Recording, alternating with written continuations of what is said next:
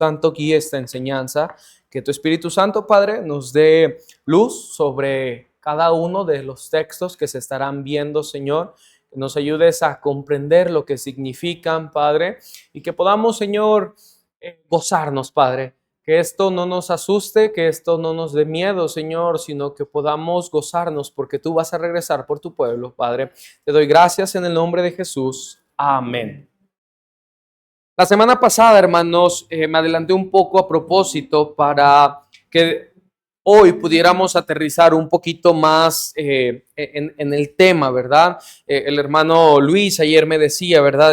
Que estaría bien que enseñáramos sobre el rapto. Y le dije, espérame, hermano, ¿verdad? Vamos, lo voy a hacer. Pero quería enseñar, hermano, de la adoración, ¿verdad? Que se le da en el cielo, cómo están los 4 seres vivientes, cómo están los 24 ancianos, que para solamente recordar, hermanos, los 24 ancianos, recuerde que representaban a todos aquellos que habían creído en Jesús, a todos aquellos que eran creyentes en Jesús. Entonces vimos, ¿verdad?, cómo es que Juan está ahí en el cielo y había un ángel, ¿verdad?, que gritaba, ¿quién es digno? Dice el capítulo 5, versículo 2, ¿quién es digno de abrir el libro y desatar sus sellos? Dice Juan que estaba llorando, ¿verdad?, porque no había nadie que se encontrara digno. No había alguien capaz, ni un ángel, ni una persona, por más entregada que fuera, que pudiera abrir y desatar los sellos de aquel libro.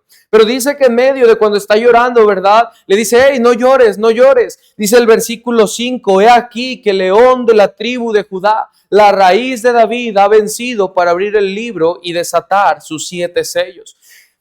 Vemos ahora a Jesús, ¿verdad? Jesús se nos presenta en Apocalipsis, como si usted puso atención en el versículo 1, como el cordero, pero aquí se nos presenta ya no solamente como un cordero, sino como el león de la tribu de Judá. ¿Y qué título, verdad, hermanos? Cuando imaginamos a un león, nos imaginamos su fuerza, nos imaginamos su ferocidad, su agilidad, su inteligencia para cazar. Es un animal, hermanos, dominante, ¿verdad? Y no porque quiera decir, ¿verdad? No vaya a pensar que estoy diciendo que Jesús es un animal, sino que está haciendo referencia a la fuerza, a la majestuosidad que ahora hay en Jesús.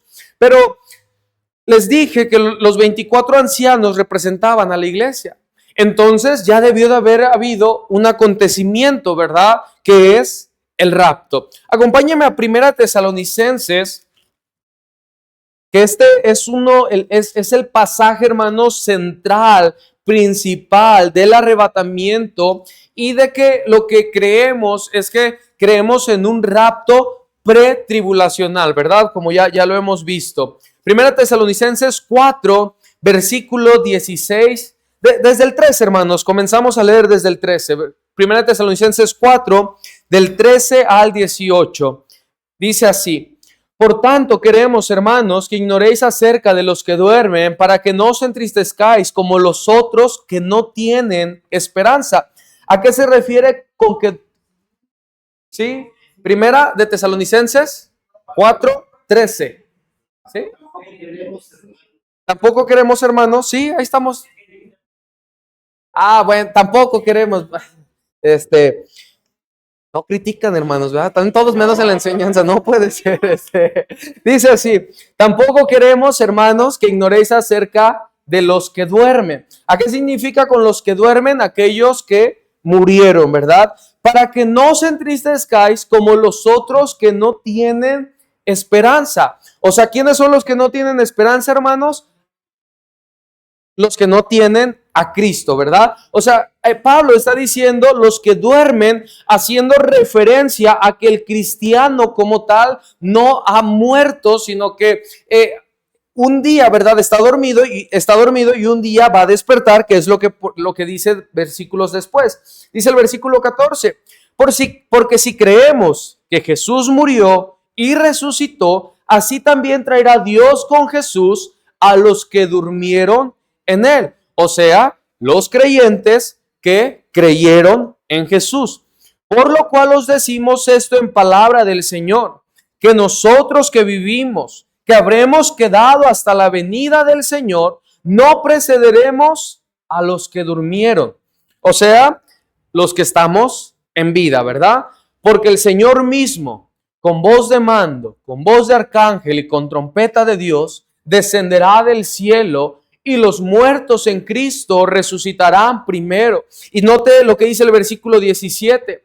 Luego nosotros, los que vivimos, los que hayamos quedado, seremos arrebatados juntamente con ellos en las nubes para recibir al Señor en el aire, y así estaremos siempre con el Señor. Por tanto, alentaos los unos a los otros con estas palabras. Dice la Biblia que primero van a resucitar aquellos que murieron, pero que creyeron en Jesús. Y ellos, hermanos, van a ser llevados al cielo. Y cuando ellos estén con Jesús, Jesús va a venir en las nubes, descendiendo con todos aquellos que ya habían muerto. Y nosotros, los que vivimos, los que hayamos quedado, iremos con Él. Esto es bien importante, hermanos, porque el arrebatamiento es un evento distinto a la segunda venida de Jesús. En el arrebatamiento, Jesús viene por los suyos, y en la segunda venida, Jesús viene con los suyos. ¿Sí me explico? Esto es bien fácil de entender, hermanos.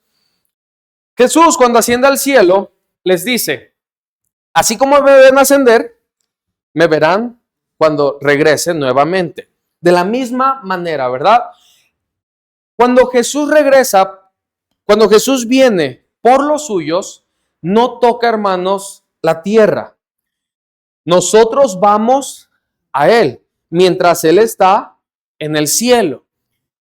Cuando es la segunda venida de Jesús, Jesús toca la tierra en el mismo monte donde Él ascendió. Entonces, estos dos eventos, hermanos, aunque parecen iguales, no lo son. Son eventos distintos. Uno es el rapto y el otro es la segunda venida de Jesús. Entonces, hasta este punto, hermano, Jesús no ha vuelto por segunda vez. Hasta este punto, hermanos, es el arrebatamiento.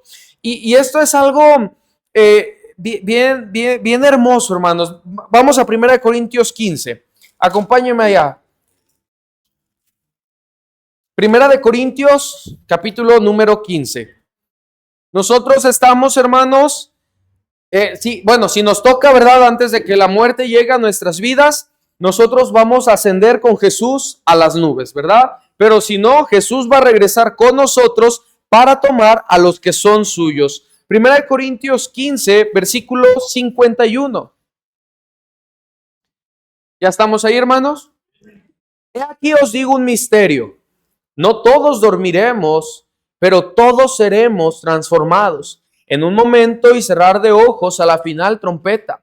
Porque se tocará la trompeta y los muertos serán resucitados incorruptibles. Y vea lo que dice ahí.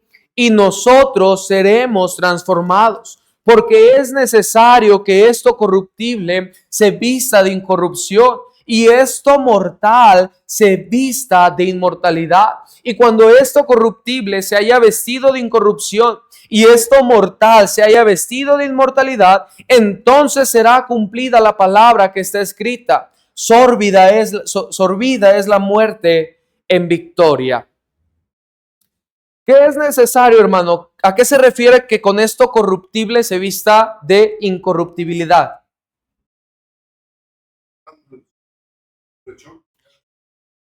Ya está limpio, sí, pero ¿qué es aquello, hermano, mortal que se va a vestir de inmortalidad? Nuestro cuerpo. Cuando Jesús venga, los muertos en Cristo resuciten con Él y tome a su pueblo, este cuerpo, hermano, se va a vestir de perfección. Dice la Biblia que vamos a tener un cuerpo semejante al suyo.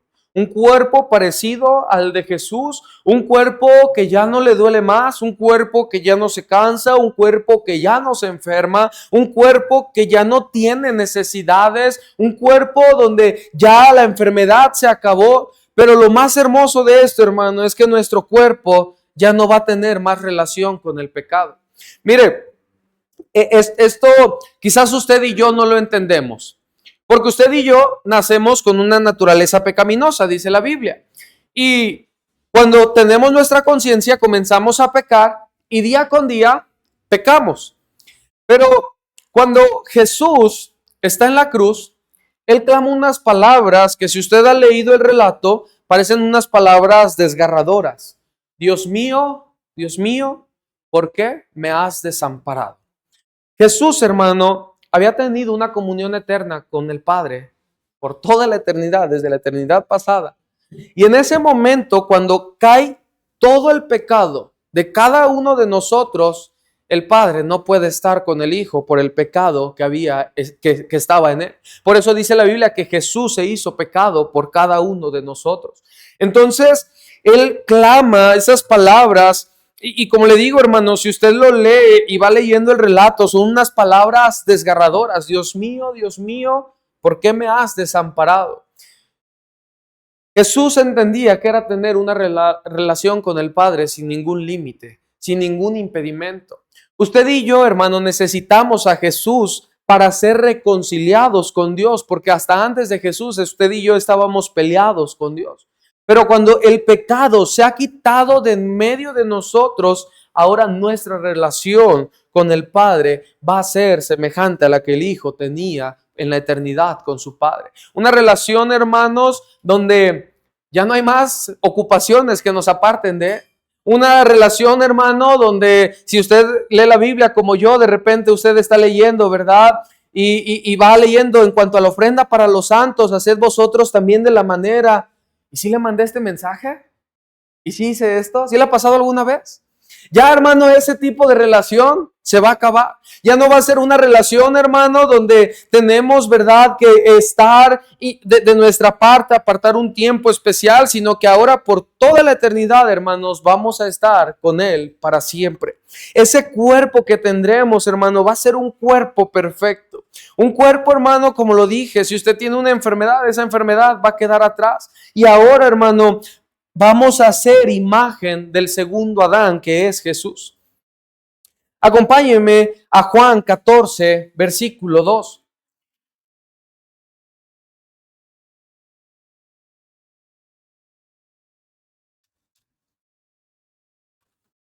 Juan 14, versículo 1 al 3, hermanos. Dice así: no se turbe vuestro corazón. ¿Creéis en Dios? Creed también en mí. La casa de mi Padre muchas moradas hay. Si así no fuera, yo os lo hubiera dicho. Voy pues a preparar lugar para vosotros. Y si me fuere y os prepararé lugar, vendré otra vez y os tomaré a mí mismo, para que donde yo estoy, vosotros también estéis. Los discípulos, ¿verdad?, asustados por lo que había de acontecer y por lo que iba a suceder. Y estas palabras, hermanos, son palabras que no solamente eran de consuelo para los discípulos, no solamente eran esperanza para ellos, sino también para cada uno de nosotros. Mira, hermano, la razón de nuestra vida cristiana es anhelar llegar al cielo. Y usted dirá, qué feo, hermano, entonces tengo que morirme. Hermano, gloria a Dios si nos morimos. Dice la Biblia, porque si vivimos del Señor somos, y si morimos del Señor somos, o sea que vivamos, o sea que muramos, al Señor le pertenecemos. El cristiano puede dar gracias a Dios, hermano, aún en la muerte, porque aún en la muerte su presencia nos guía y nos lleva donde Él estará con nosotros. Qué bendición, hermano, es la muerte para el Hijo de Dios. No podemos decirlo de otra forma y no podemos negarlo. Y si, hermano, no lo entendemos de esa manera, obviamente no estoy diciendo, ¿verdad?, que usted tenga su pensamiento, me quiero morir, me quiero morir, no, porque para mí el vivir es Cristo y el morir es ganancia. Mientras tenga vida la voy a usar para Cristo, pero cuando muera va a ser ganancia porque voy a estar con Cristo. Pero qué diferente, hermano, es tener esa seguridad. Hace unos meses murió uno de los hermanos, falleció uno de los hermanos que yo estaba en la ruta, hermanos, de aquí de Hogares Ferrocarrileros, de donde están las similares, enfrente del TEC, todo eso hasta la Coca-Cola.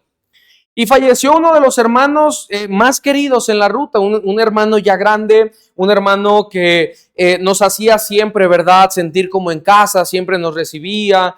Y cuando él fallece, hermanos, pues me habla mi amigo, el que es capitán todavía de ahí de la ruta, y me dice, oye, pues falleció tal hermano, ¿no? Y pues uno con tristeza llega al funeral, ¿verdad? Obviamente, pues no vas brincando, ¿verdad? Ni vas echando porras, ¿verdad? Triqui, triqui, se murió, ¿verdad? No llegas de esa manera, pues hay pesar, ¿verdad? Hay cierta tristeza, pero llegas, hermano, y vimos aparte de sus nietos, aparte de su familia, llorando, hermanos, casi hasta quedar desmayados. ¿Ha ido a algún funeral así? Donde se escucha los lloros, ¿verdad? Y uno dice, wow, ¿cómo es posible que estén llorando de esa manera? Pero cuando vamos al funeral de un hermano en Cristo, pues sí, hay tristeza. Pero al final decimos, el hermano, si le dieran la oportunidad de regresar, nunca la aceptaría porque él está mejor en el cielo. Hermano, que Cristo venga por nosotros debe de darnos consuelo, debe de reconfortarnos, debe de darnos esperanza. A veces nos asustamos, vamos ahí a Mateo 24. Mateo capítulo 24. Nos asustamos, ¿por qué? Porque no conocemos, hermano, lo que la palabra de Dios verdaderamente enseña. ¿Sí le emociona, hermano, que Cristo venga por usted? Debería de ser algo, como lo digo, hermano, que nos haga hacer, que nos haga regocijarnos, ¿verdad? Que nos alegre. Decía en Tesalonicenses, alentaos los unos a los otros con estas palabras, ¿verdad? En Mateo 24, hermano, dice que los discípulos le preguntan a Jesús, ¿cuándo serán estas cosas y qué señal habrá de tu venida y del fin del siglo? Respondiendo Jesús les dijo, dice el versículo 4, mirad que nadie os engañe, porque vendrán muchos en mi nombre diciendo, yo soy el Cristo, y a muchos engañará. Y oréis de guerras y rumores de guerra. Mirad que no os turbéis, porque es necesario que todo esto acontezca, pero aún no es el fin. Porque se levantará nación contra nación y reino contra reino, y habrá pestes y hambres y terremotos en diferentes lugares, y todo esto será principio de dolores. Entonces os entregarán a tribulación y os matarán, y seréis aborrecidos de todas las gentes por causa de mi nombre. Muchos tropezarán entonces y se entregarán unos a otros, y unos a otros se aborrecerán. Y muchos falsos profetas se levantarán y engañarán a muchos, y por haberse multiplicado la maldad, el amor de muchos se enfriará. Mas el que persevere hasta el fin, este será salvo. Y será predicado este evangelio del reino en todo el mundo para testimonio a todas las naciones, y entonces vendrá el fin. Aquí no me pierda, hermano, por favor. Necesito ahora sí su atención. En Daniel se nos hablan de 70 semanas. Cada semana es de 7 años. Y cada semana es una etapa profética. Ya pasaron 69 semanas y estamos solamente esperando la semana número 70, que es el último acontecimiento profético para que Cristo regrese por segunda vez. Y aquí, hermanos, voy a hacer énfasis, ¿verdad? En la segunda venida, no cuando Jesús viene por los suyos, cuando Jesús ya regresa con los suyos y pisa la tierra. Entonces, la semana número 70 es de 7 años, como todas las otras 69 semanas. Pero esta semana 70, hermanos, se divide en dos partes. 3 años y medio y 3 años y medio. Que si usted se da cuenta, dice el versículo 8, y todo esto será principio de dolores. Esto que leímos hasta el versículo número 14, hermanos, no es la gran tribulación. Son los inicios de dolores. Dice el versículo 15, por tanto, cuando veáis en el lugar santo la abominación, el lugar santo, hermano, es cuando Israel reedifique su templo en el lugar donde ahorita está la mezquita musulmana, la mezquita principal de los musulmanes. La abominación desoladora que habló el profeta Daniel, el que lee entienda. Lo que va a suceder, hermano, y ahorita lo voy a explicar un poquito más a detalle, es que Israel reconstruye su templo. El lugar donde estaba el templo, hermano, geográficamente ahora es el lugar donde está la mezquita de los musulmanes, pero es la principal. Ahora, usted sabe que los musulmanes pues están un poquito medios chiflados, ¿verdad? Pudiéramos decirles así. Eh, si ustedes, si hay alguien aquí, ¿verdad? Como les digo, hermanos, a mí me gusta el fútbol y si le pongo ejemplos de fútbol, pues discúlpenme, ¿verdad? Si alguien de aquí sigue la Champions, ¿verdad? Que donde juegan muchos equipos, bueno, que juegan puros equipos europeos. En esos equipos, hermano, hay muchos jugadores que son musulmanes. Y apenas, ¿verdad? Tuvieron ellos el Ramadán, lo que le llaman ellos el Ramadán. Ellos no pueden comer ni tomar agua hasta cierta hora y por ciertos días. Los jugadores que tenían partidos durante las semanas se abstenían de la comida hasta que no terminaba su horario. Incluso había veces donde ciertos partidos los paraban a la mitad para que estos jugadores pudieran ingerir alimentos o algo energético y también pues agua, ¿verdad? Pero ahora imagínense, hermanos, hace tiempo, ¿verdad? Alguien sacó un mensaje cristiano dentro del juego y fue multado y fue suspendido por tantos partidos, pero los musulmanes no hay ningún problema con lo que ellos creen. Europa, hermano, está siendo invadida por la religión musulmana. La mayoría de Europa, aunque antes eran ateos, ahora muchos se están convirtiendo en musulmanes, porque los musulmanes, hermanos, tienen de 10 hijos en adelante.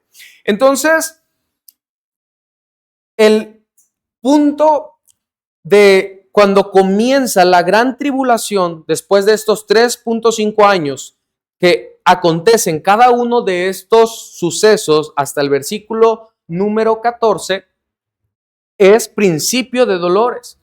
El punto determinante para la gran tribulación es cuando en el templo de los israelitas ponen y levantan una imagen del anticristo o de Satanás. Es cuando se desata, hermanos, la gran tribulación y es cuando el Señor empieza a decir, hay de aquellas mujeres que están encinta, váyanse a los montes, busquen otro lugar donde esconderse, porque ahora sí viene lo mero bueno. El principio de dolores, hermanos, son los primeros 6 sellos que aparecen en el capítulo que estábamos leyendo en Apocalipsis. Regresemos a Apocalipsis y usted va a ver, hermano, recuerde bien, ¿verdad? Las características y lo que sucedía en este lugar. Cristianos eran perseguidos, habría guerras, había hambre, había muerte, habría cristianos muertos, era una época, hermanos, donde el amor de muchos se estaba enfriando. Entonces, estas características, ahorita vamos a Apocalipsis, va a ver, hermano, que se repiten en cada uno de estos sellos que se están desatando. Ahora sí, hermanos, Apocalipsis capítulo número 6. Dice así: vi cuando el Cordero abrió uno de los sellos y oí a uno de los 4 seres vivientes decir como con voz de trueno, ven y mira. ¿Quién es el que abre los sellos, hermano? El Cordero, que es Jesús, ¿verdad? Ahora, pudiéramos pensar, ¿Jesús es malo al hacer esto? No. Jesús es quien envía, hermanos, el castigo a la humanidad realmente, si lo vemos desde esa forma.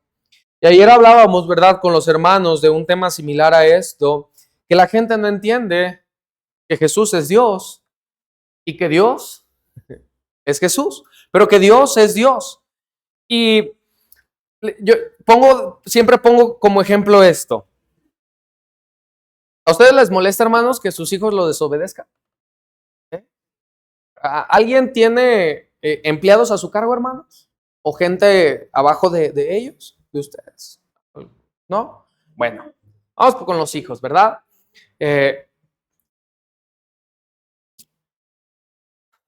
a usted le molesta que su hijo lo desobedezca. Y muchas de esas cosas en donde a usted le desobedecen, usted ya las hizo en su juventud. ¿Verdad? ¿Sí? Y aún así le enoja. ¿Sí? ¿Por qué? A veces ni siquiera porque está mal, sino porque usted lo dijo. ¿Cierto o no?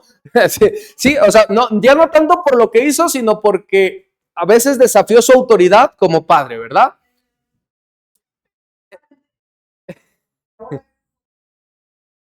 Antes, sí, pero a veces son cosas similares, ¿no? Entonces, vamos ahí.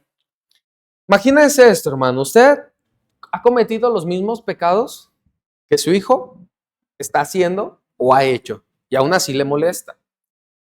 Imagínense al Creador, que es 3 veces santo, que no hay una sola mancha en él, que es perfecto, que es completo, que nada hay que él no haga con amor, con bondad, con mansedumbre, con justicia. No hay una sola acción, hermano, que él haya hecho que se salga de este panorama. En la creación dice, y vio Dios que era bueno. Todo lo que Dios estaba creando y todo lo que Dios estaba haciendo era bueno. El hombre fue el que lo arruinó. Pero aún en nuestra propia vida, hermanos, todo lo que el Señor hace y todo lo que Él permite tiene un fin glorioso, aunque usted y yo no lo entendamos.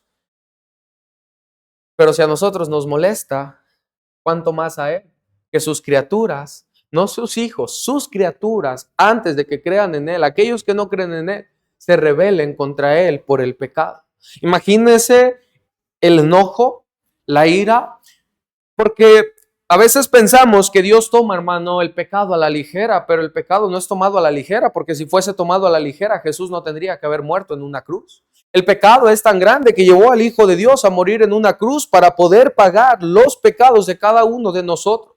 Entonces, no es, hermano, que que Jesús sea un Dios malo, sino que Jesús es un Dios justo y va a hacer pagar a toda la humanidad por cada una de las cosas que hicieron mal delante de sus ojos. Ahora sí, dice el versículo 2, y miré, y he aquí un caballo blanco, y el que lo montaba tenía un arco, y le fue dado una corona, y salió venciendo y para vencer. El caballo, hermano, es un símbolo de poder y de agresividad. Y cada uno de los caballos, ¿verdad?, representa eso. Y especialmente se relaciona con luchas y guerras. El caballo blanco, o sea, el primer sello, es un símbolo de conquista. Este caballo, hermano, representa al líder político que pretenderá traer la paz en nombre de Cristo, pero que es el mismo anticristo. Este conquistador, hermano, va a ganar popularidad, va a ganar poderío y, hermano, este es aquel que va a conseguir que todo el mundo se haga un solo reino. El anticristo, hermano, su responsabilidad es engañar a la gente haciéndose pasar porque Él es el Cristo, porque Él es Jesús, y va a buscar, hermano, que todo el mundo sea una sola nación. Y todo el mundo busca eso, ¿sí o no? Todo el mundo busca que la xenofobia se acabe, que ya no haya más distinción entre razas, que ya no haya más barreras, ¿verdad? Se me fue el nombre, ¿cómo? Más fronteras, ¿verdad? Que ya todos se puedan mover de la misma manera. Y hermano, este hombre es lo que va a hacer. Por eso Jesús les dice allá en Mateo, dice, cuando escuchéis que uno se hace pasar por el Cristo, no les creáis, porque va a engañar a todos los hombres, hermano, que se dejen ser movidos por él. El primer sello representa la conquista de este hombre. Y este hombre es el que va a unificar al mundo de tal manera que es el encargado también de que Israel construya el templo en el lugar y en la ubicación que les mencionaba hace un momento. O sea, va a traer verbo, hermanos, pues, ¿verdad? Porque va a poder convencer, imagínense eso. Imagínense convencer a un musulmán de que el pueblo de Israel de que derriben su mezquita y de que el pueblo de Israel pueda construir su templo en ese lugar. Va a ser algo impresionante, hermanos, lo que va a hacer él. Pero la furia y la astucia de este conquistador será peor que la de cualquier político que haya vivido, porque este es controlado por Satanás, hermano. ¿Ustedes han escuchado de Corea del Norte? ¿Corea del Norte? ¿Sí? ¿La forma en la que vive? Miren, hermanos, Corea del Norte vive en una dictadura horrible. Es más, los de Corea del Norte, hermanos, creen que ya ganaron un mundial. Porque el presidente, el gobernador, les hizo un mundial falso donde Corea del Norte salía ganador de ese mundial. Entrar a Corea del Norte, hermanos, y entrar a grabar está prohibidísimo, está penadísimo. Usted no puede entrar y decir, voy a hacer un documental de cómo vive la gente, porque si una persona residente de Corea del Norte se atreve a hablar mal del gobernador, esa persona puede morir. ¿Por qué? Porque el mismo ejército la va a buscar. Es una dictadura, hermanos, horrible, y no tenemos que ir tan lejos. Pensemos en Venezuela hace unos meses, hace unos años, ¿verdad? Ahora salen ciertas personas defendiéndolos, ¿verdad? Que a Maduro es... no me quiero meter en política, hermanos, porque a lo mejor salgo peleado con uno, ¿verdad? Pero este hombre va a engañar, les va a mostrar una paz falsa, y cuando ahora sí los tenga controlados, hermanos, se va a desatar toda la maldad que había dentro de él. Versículo número 3. Entonces vemos, hermanos, que el primer sello es referente a la conquista, ¿verdad? Pudiéramos verlo de esa manera. Alguien, hermanos, que se vaya a Mateo 24 para estarle diciendo versículos donde tengo la comparación de aquello que Jesús les dijo, y que me los pueda estar leyendo, ¿verdad? O si son 2, 3, adelante. Dice el versículo número 3 del capítulo 6. Cuando abrió el segundo sello, oí al segundo ser viviente que decía, ven y mira. Y salió otro caballo bermejo, y el que lo montaba le fue dado poder de quitar de la tierra la paz, y que se matasen unos a otros, y se le dio una gran espada. El color del caballo dice que es bermejo. ¿Alguien sabe cuál es el color bermejo? Es rojo, sí, un rojo oscuro. Ese es el color bermejo. Esto significa, hermanos, sangre y matanza. No es posible, hermano, que el primer jinete va a traer una paz aparente, pero el segundo jinete, hermano, va a ser el encargado de quitar esa paz. La paz de Cristo, hermano, es la que va a ser duradera, eterna y permanente. Pero la de este farsante es temporal, porque dentro de poco tiempo, hermano, vamos a ver la guerra que habrá en todos los pueblos.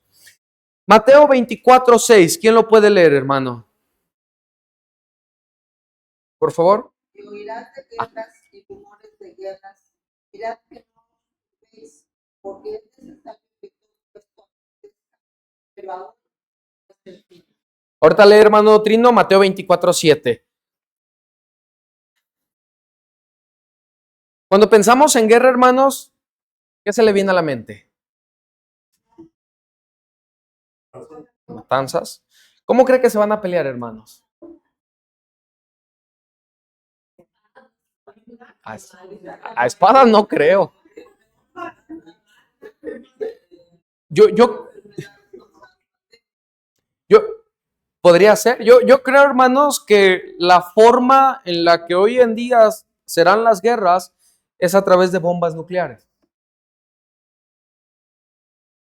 Las pistolas, hermanos, los tanques, los aviones pasan a segundo término.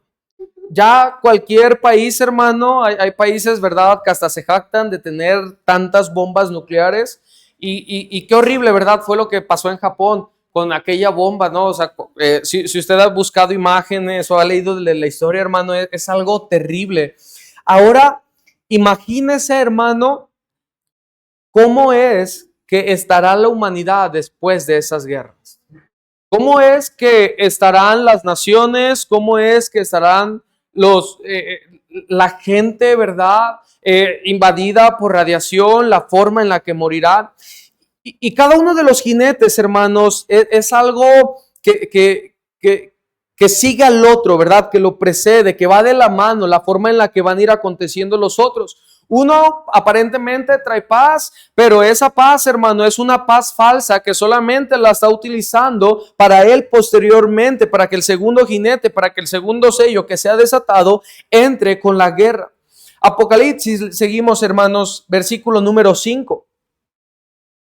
Cuando abrió el tercer sello, oí al tercer ser viviente que decía, ven y mira. Y miré, y he aquí un caballo negro, y el que lo montaba tenía una balanza en la mano. Y oí una voz en medio de los 4 seres vivientes que decía, 2 libras de trigo por 1 denario, y 6 libras de cebada por 1 denario, pero no dañes el aceite ni el vino. El aceite, hermanos, en el Antiguo Testamento, ¿verdad? Representaba el Espíritu Santo. A los reyes, a los sacerdotes, lo ungían con aceite como representación del Espíritu Santo. Y el vino, pues representa la sangre de Cristo. Por eso es que les dice, no lo dañes, con esto detente, espérate. Pero este jinete, hermano, el caballo negro es un símbolo de hambre en esta sección. Por eso es que dice 2 libras de trigo por 1 denario. Ahora, 1 denario en la Biblia, hermanos, era el sueldo de un trabajador promedio por un día de trabajo. 2 libras de trigo por todo su día de trabajo, hermanos. Está caro, ¿no? ¿Sí? Después de las guerras, hermanos, es difícil que el país derrotado se vuelva a estabilizar, ¿sí o no? Porque después de las guerras, todas las fábricas, hermanos, y todos los trabajadores se vuelven ahora ya no, si hacías carros, ya no vas a hacer carros, vas a hacer pistolas. Si hacías refacciones, ya no vas a hacer refacciones, vas a hacer balas, porque los hemos visto en las guerras que ha pasado, ¿verdad? La mano de obra se malbarata, el país se desestabiliza económicamente. Entonces, hermano, después de las guerras viene el hambre. El alimento va a escasear y lo sabemos eso por el uso de la balanza que tiene este jinete, que se tiene en este caballo. Primer jinete, conquista. Aparentemente trae una paz. El segundo jinete trae guerra consigo y esa paz aparente se termina. Después de la guerra, el tercer sello, hermano, equivale a que va a haber un hambre mundial, a que va a haber un hambre, yo creo que cual nunca la ha habido. Hermano Trino, ¿puede leer Mateo 24:7?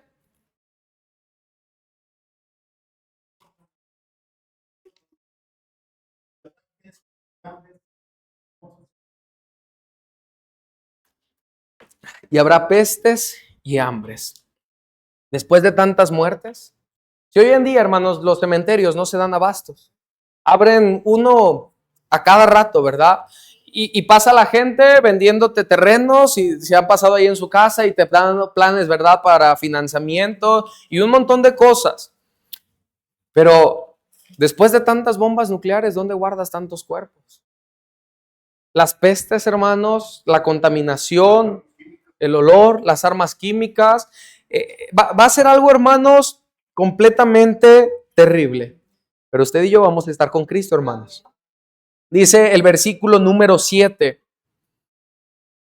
Cuando abrió el cuarto sello, oí la voz del cuarto ser viviente que decía, ven y mira. Y aquí un caballo amarillo, y el que lo montaba tenía por nombre muerte. Y el Hades le seguía y le fue dada potestad sobre la 1/4 parte de la tierra para matar con espada, con hambre, con mortandad y con las fieras de la tierra. Creo que ese no hay que explicarlo, ¿verdad? Ese jinete, ese caballo, ese sello, hermanos, va a traer muerte. El color amarillo o pálido es un símbolo de la muerte. Y como si esto no fuera suficiente, el mismo jinete lleva este nombre. Este juicio, hermano, es limitado. dice que solamente le fue dada potestad sobre la cuarta parte de la tierra. O sea, 3/4 partes todavía tendrán vida. Pero aún así, hermanos, 8,000 millones de personas, 2,000 millones de personas es un cuarto de muertes en 3 años y medio. Si la pandemia nos asombraba, ¿verdad? Por los números que escuchábamos. Miles y miles y por todo el mundo millones, pero 1,000 millones, 2,000 millones de personas muriendo porque esa autoridad le fue dada a la muerte y el Hades venía acompañándolo y venía con ella. El Hades, hermano, es donde después se entregarán las personas, ¿verdad?, para ser juzgadas en el gran juicio del trono blanco. Dice que el Hades entregó a todos los que había en él.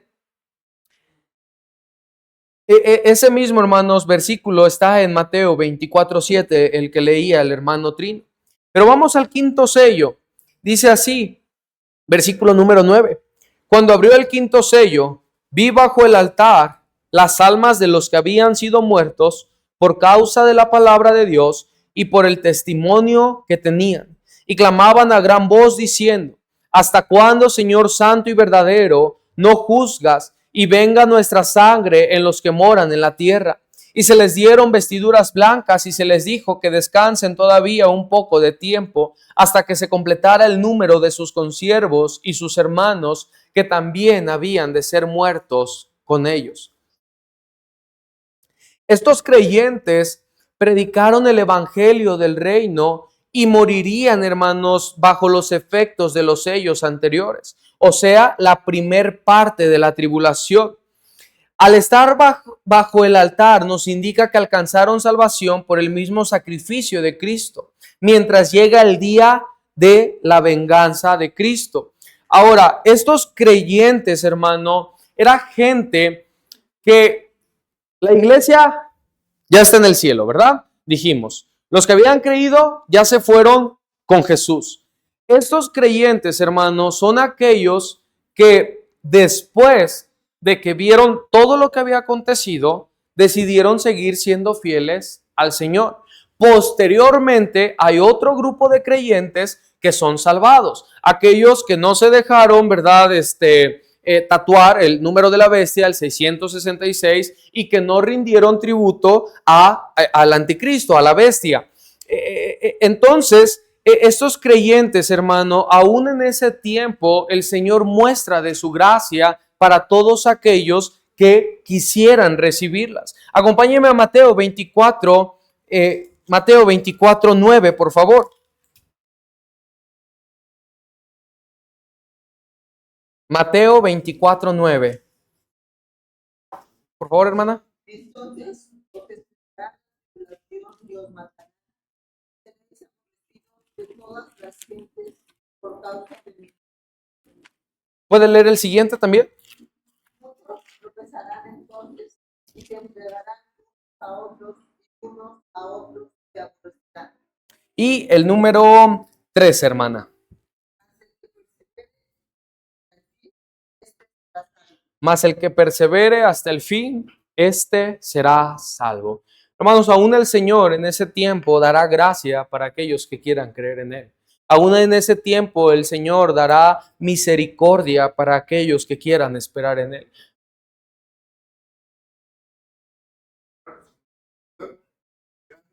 O comprar, ¿sí? Esos son los que posteriormente, aquellos, hermanos, que bueno que menciona eso, que no se dejen marcar el número de la bestia, no van a poder comprar, no van a poder vender, no van a poder trabajar, no van a poder relacionarse y entonces o morirán decapitados o probablemente muertos de hambre porque no pudieron ejercer, no pudieron comprar alimentos, no pudieron hacer nada más.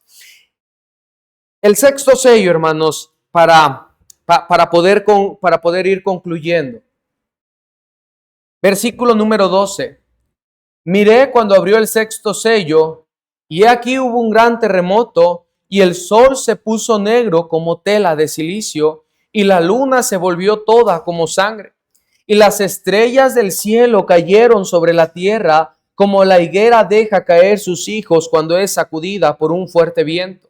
Y el cielo se desvaneció como un pergamino que se enrolla, y todo monte y toda isla se removió de su lugar.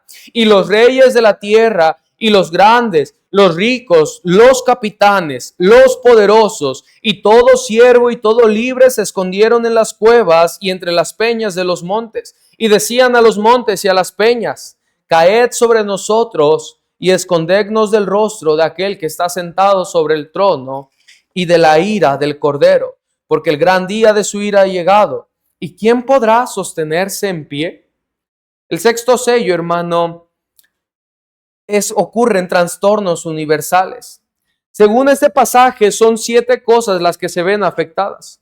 Un gran terremoto afecta no solamente a la tierra, sino que afecta al sol, afecta a la luna, las estrellas, el cielo, los montes trasladados de acá para allá, y aún las islas, hermanos, son afectadas por este terremoto.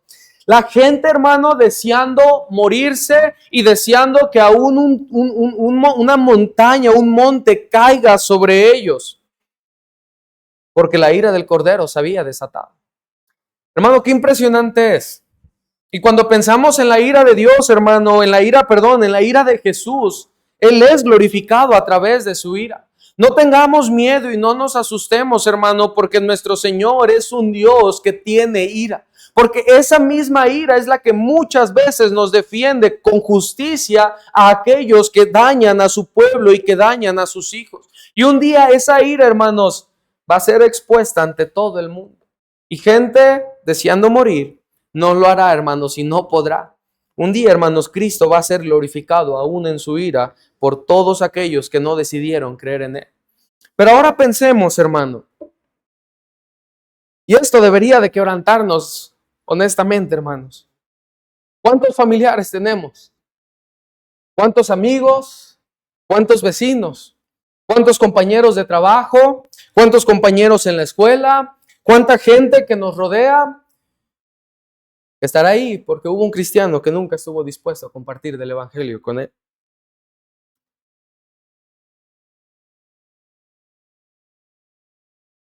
Vivimos, hermano, pensando y creyendo como si Jesús nunca hubiese regresado. Dice la Biblia que esto es principio de dolores. El principio.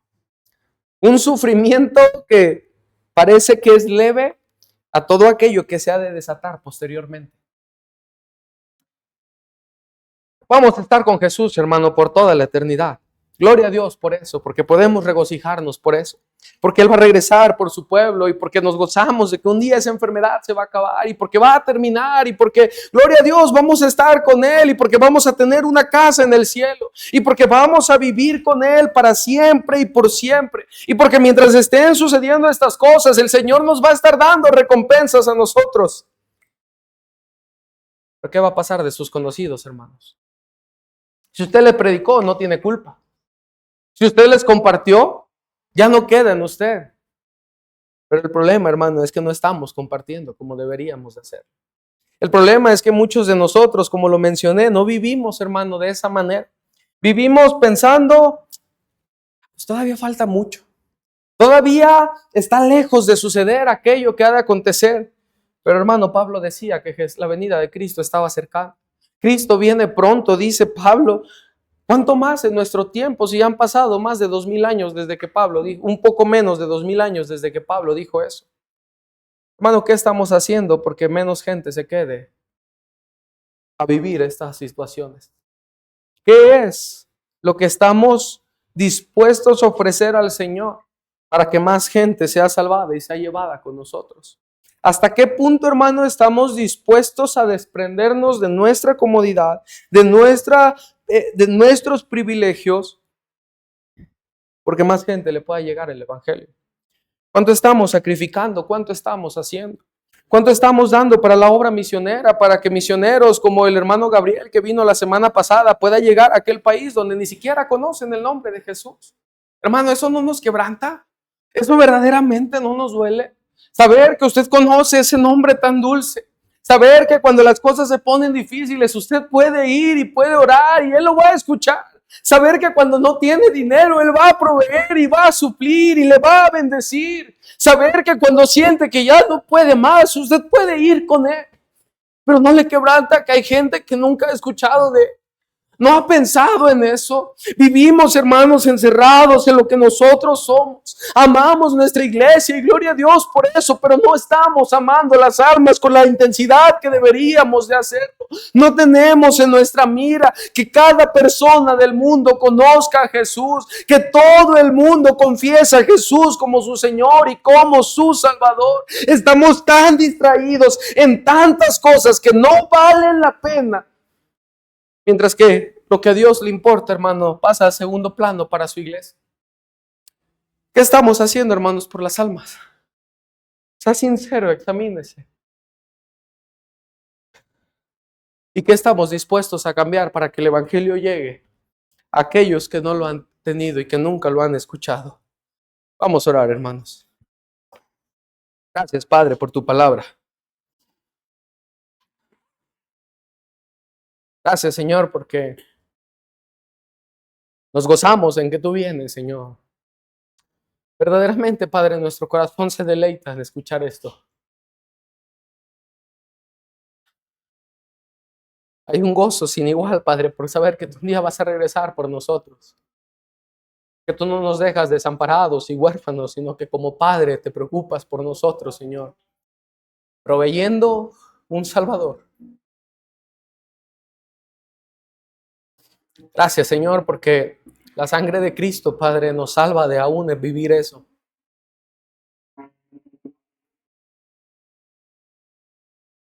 Pero cuánto necesitamos, Señor, compartirlo con otros. Cuánto necesitamos, Señor, que nuestras vidas se vivan como si tú fueses a venir hoy, Padre. No nos asusta, Señor, que conocemos y sabemos quién eres tú. Pero hay gente que no te conoce, Padre. Señor, danos amor por las almas.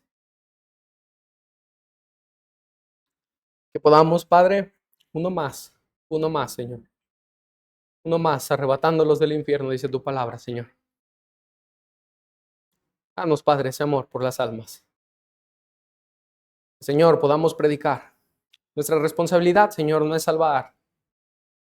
Nuestra responsabilidad, Padre, no es hacer que la gente crea fuerza, Señor, sino es ir y predicar. A cada quien, Señor, decide. Porque, Señor, podamos llegar al cielo